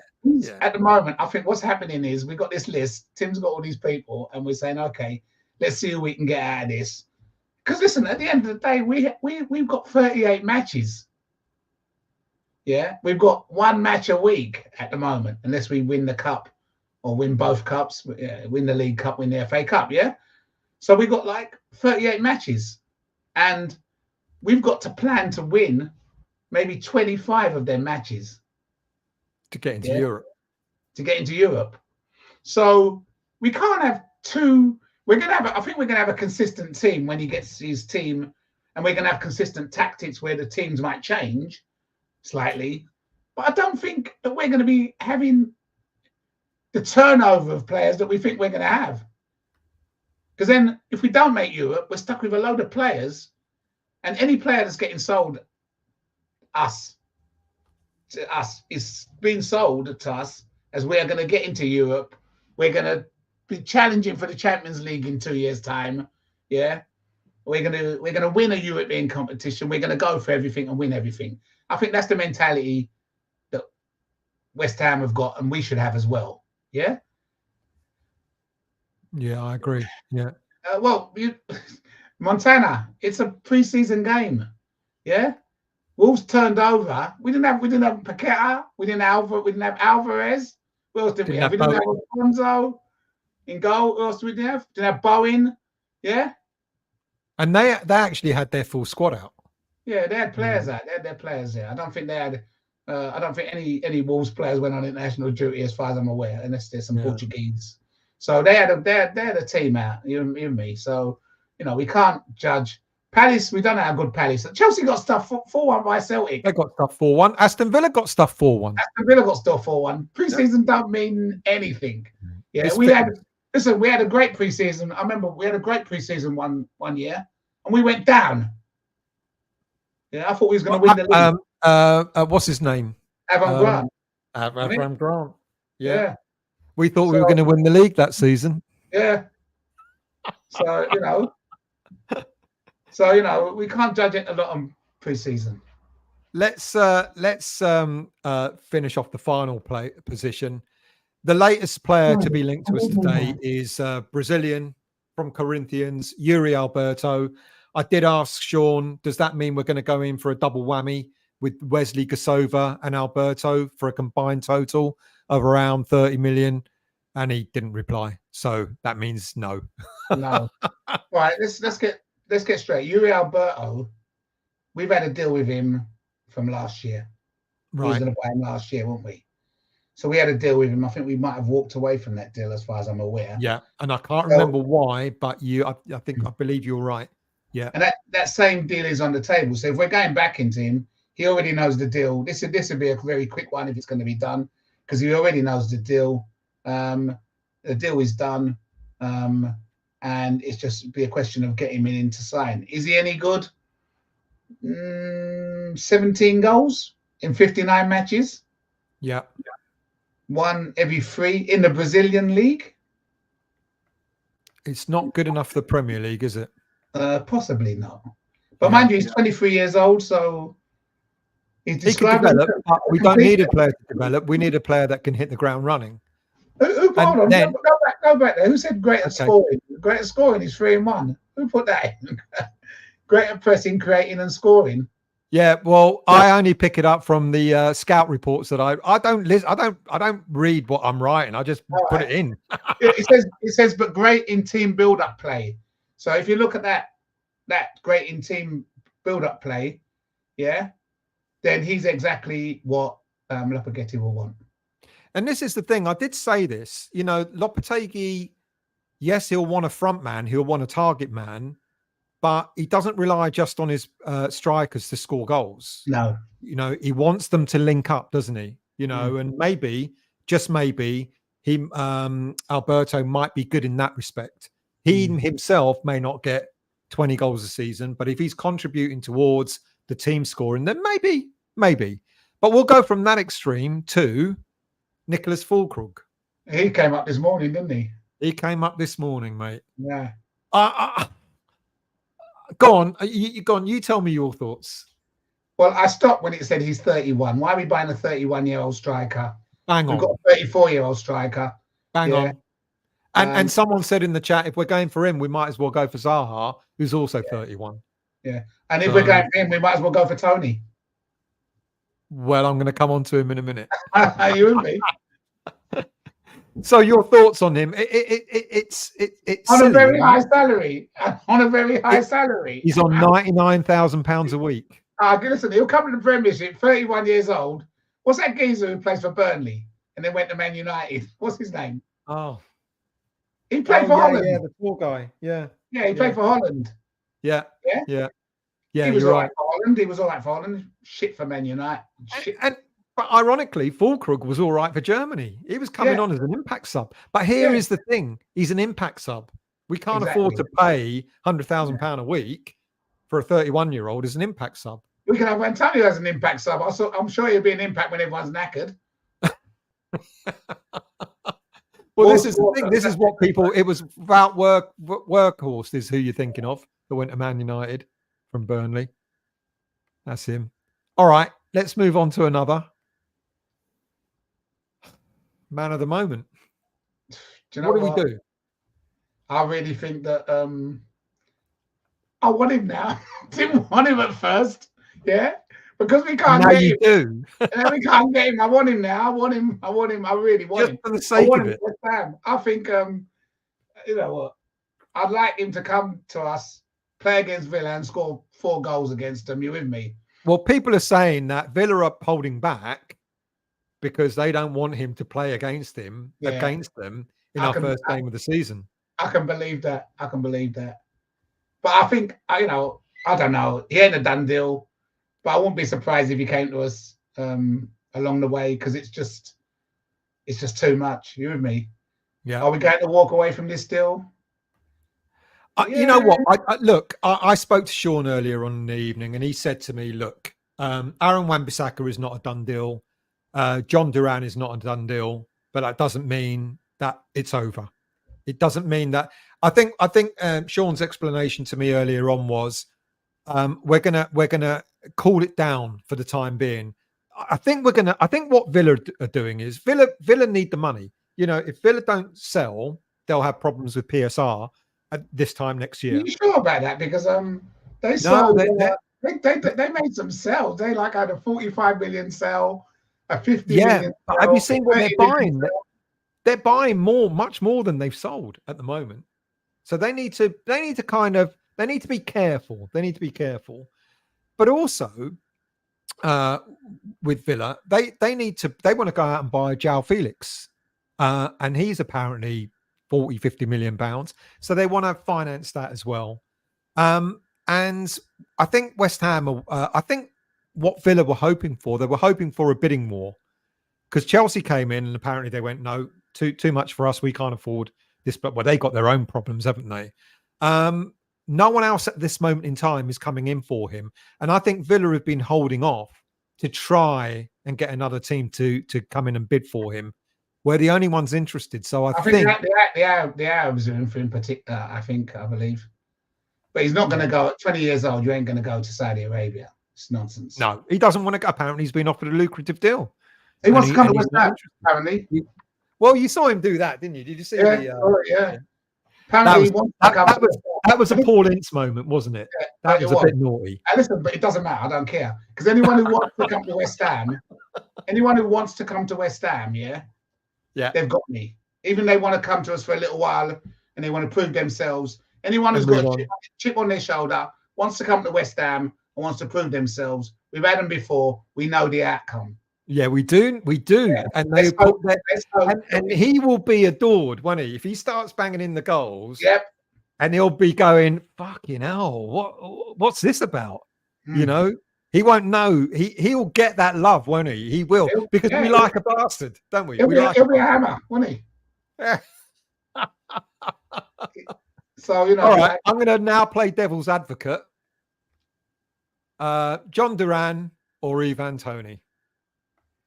John Duran. It's a tough one. No, it's not tough for me. It's Go John on. Duran. It's John Duran. Oh, really? No, Yeah. I said that as well. It's John Duran for me. Yeah. Go on, explain why. All right.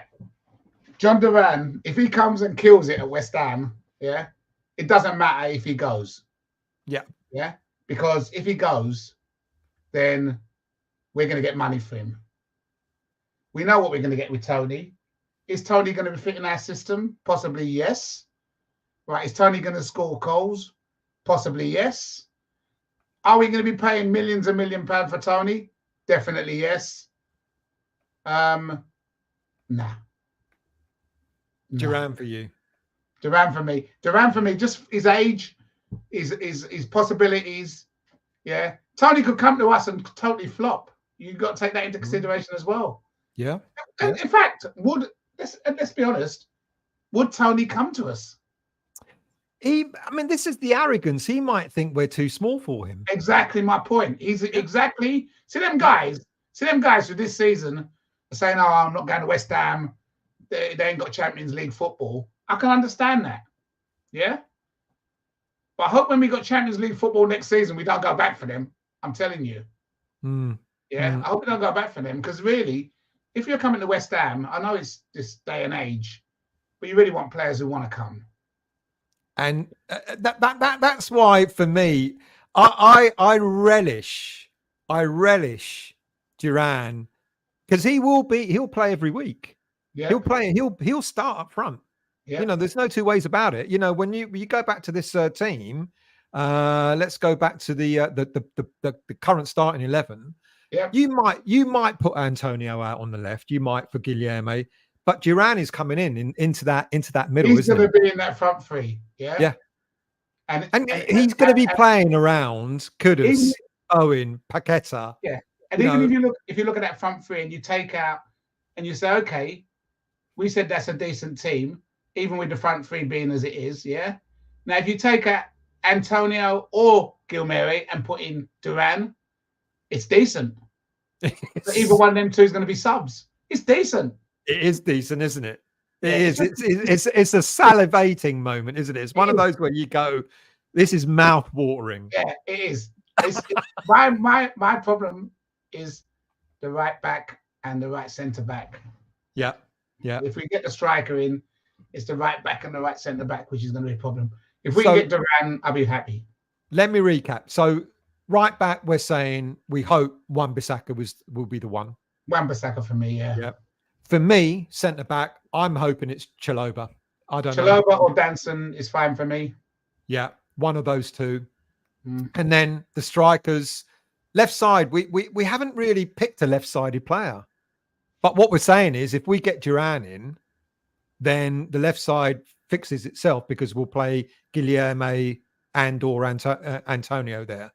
So sometimes we might put Paqueta out there and play Orford or someone else in that attacking midfield role. In that midfield. And I've even said, actually, a front three, if you keep Paqueta in midfield, a front three of Bowen, Duran, and Kudus.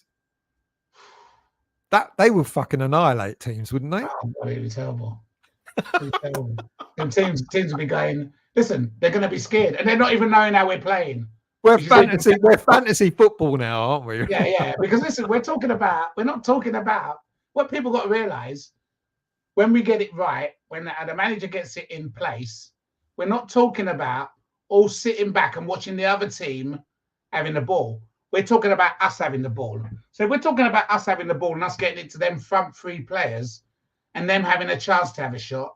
I know you said it was abysmal the other day. Yeah. But would it have been as abysmal if Bowen was getting the ball and if Kudos got the ball, he did his bit, yeah? But if Bowen and Duran were getting the ball in them areas, what are they going to do? They're going to shoot. They are. They're shooters. So that could have been 6-3. Maybe with them there, even if we were playing appalling, because we had the ball. Yeah. I mean, I think it's going to be Duran. I think we just got to be patient. Someone made a comment much earlier on the show. Apparently, we've just got to. There are good reasons why these clubs are not letting certain players go. Like not Man United need a replacement right back. Now, I know they Mazraoui, the can't remember what from Bayern Munich. I know everyone was disappointed with Mazraoui. I wasn't. Mazraoui is a walking injury. Didn't want him. I didn't want him. But fair play. He's a good player on his day. He's a good player, but I didn't want him. I've been wanting throughout the whole of the summer transfer window. I've wanted Kyle Walker-Peters.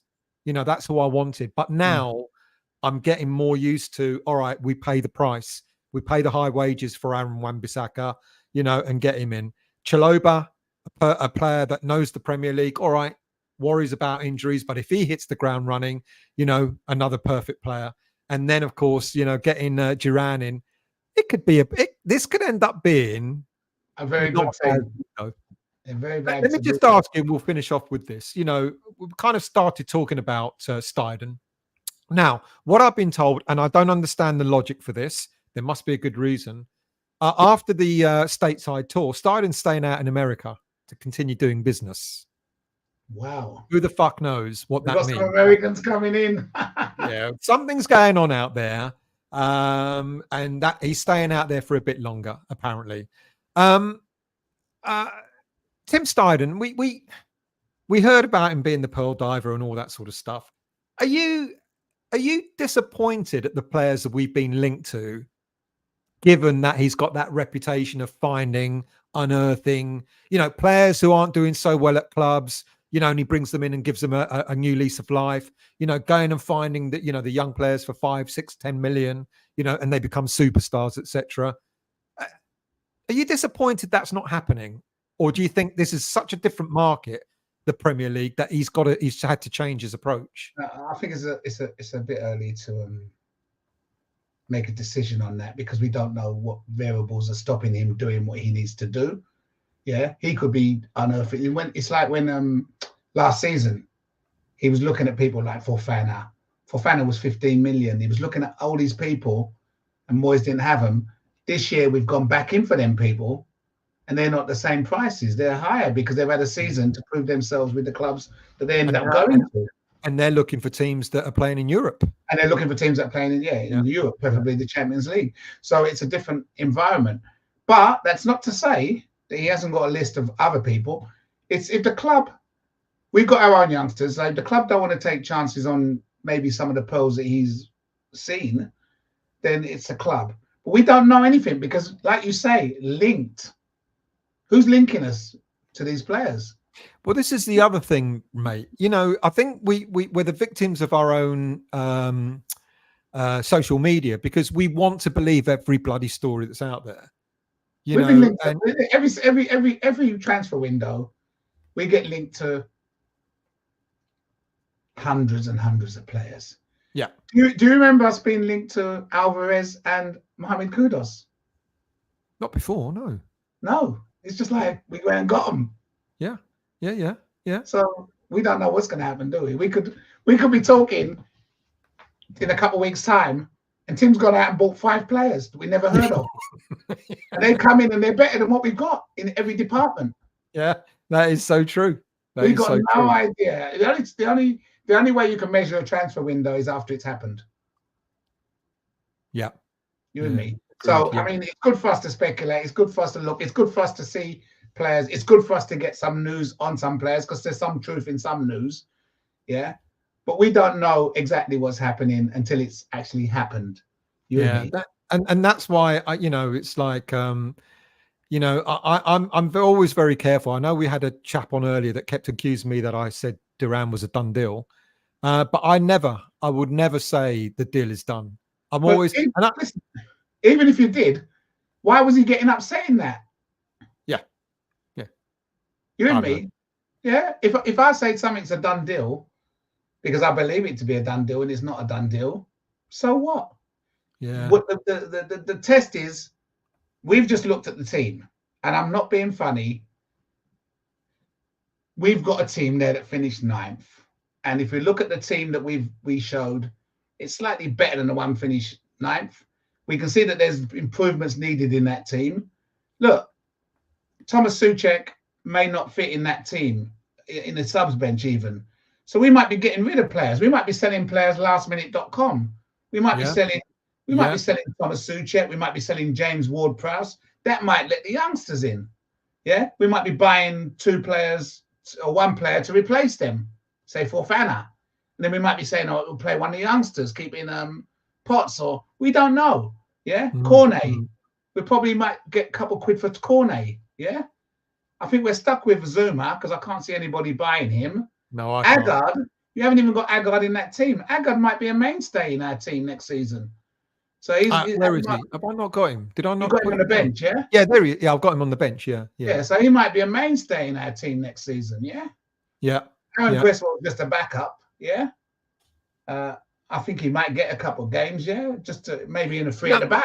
My gut tells me that if a Gerd has a good chat with Lopetegui and he's told what he wants from him, I can see a Gerd playing alongside Kilman. I can see that. I can see that happening. And he hasn't played them together yet, though, has he? I don't think he has actually in pre-season. No, he hasn't. Yeah, for the poor bastard, he keeps being paired up with Zuma. Yeah, that's because you know why though? Because even if you look at Kilman, was Kilman the coverer or was he the one being covered? Because if he's taking the ball out, that means he's being covered. I don't know. I think he might be covered. Yeah, I think you're right. I think you can't have 2 players playing that same system. Yeah, so Zuma's not the man to cover him because if anything, Zuma needs a lot of cover because he's slow getting back. And that's why when Agard and Zuma played together, Agard sometimes had to do that covering. You with me? Yeah. So in the video I saw, he done a brilliant tackle. It's just that no one was following up with the guy. I could see. Actually, I looked at it. I thought, Wan-Bissaka, get that tackle in. You with me? Wan-Bissaka, get that tackle in. But he hadn't bought him yet. So you with me? He would have been running. He would have run past that player and tackled him. In my dream, in my dream. But yeah, Zuma was like too far forward. He's like, the guy ran past him. He couldn't turn. Mate, the guy could have walked past him and he still would have been faster. He was still turning when the guy was running. Oh, mate. Yeah, so by the time he turned, imagine you're doing a 3-point turn. So he was doing a 3-point turn, wasn't he? Like in a clapped out old mini. Yeah. And the guy was past him. So then by the time he'd done the turn and he went to accelerate, he thought he was running like Usain Bolt, but he was going backwards.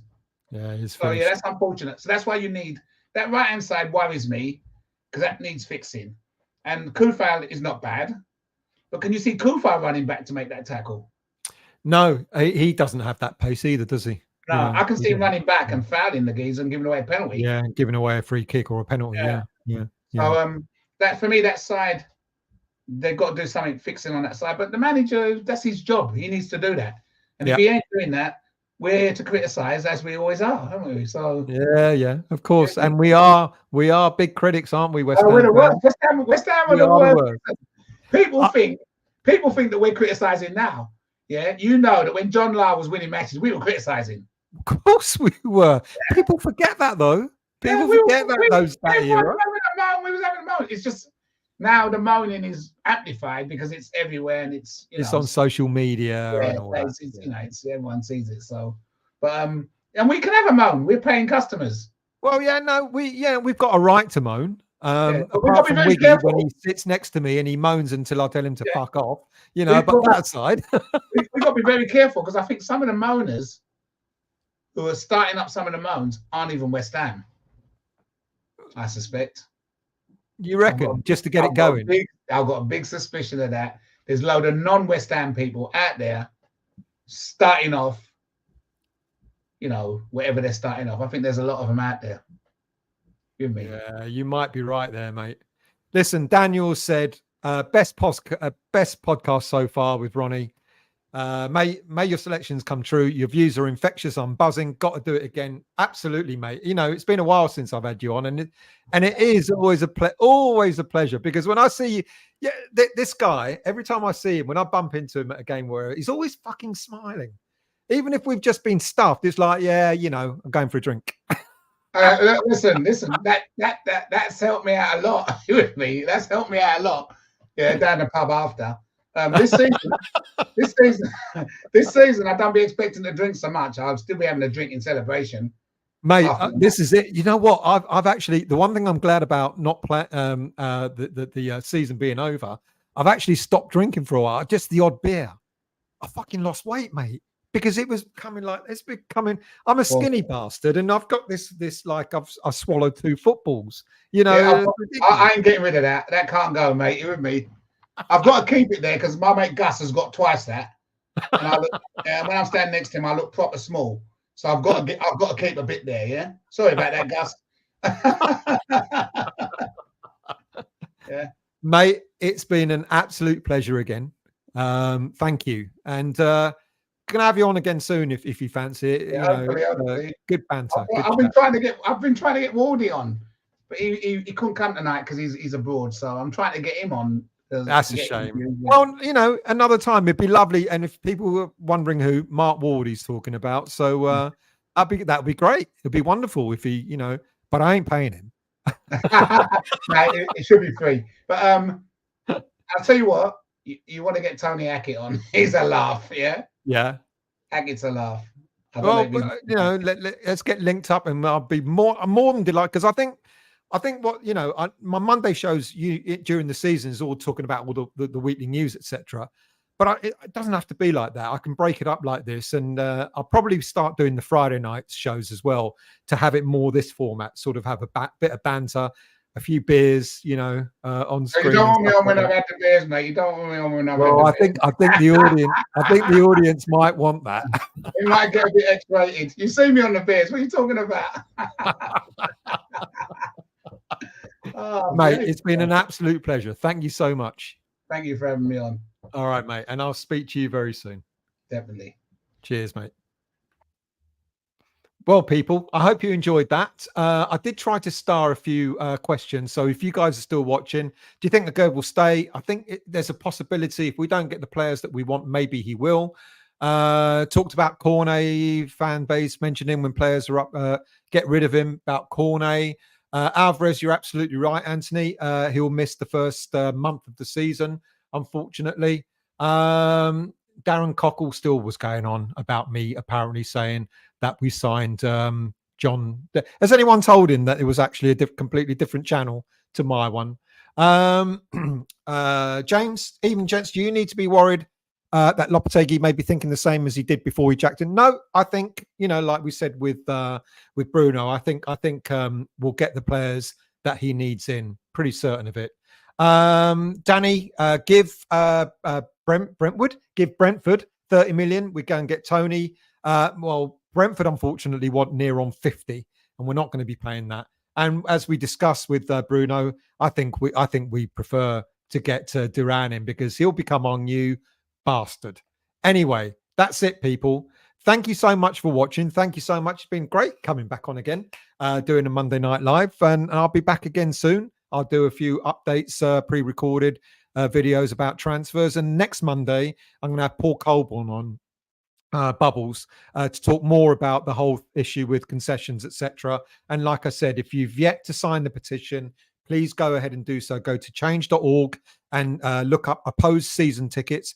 It's a longer title, but all you got to do is type that in and it will come straight up the page. And please do sign that petition about season ticket concessions.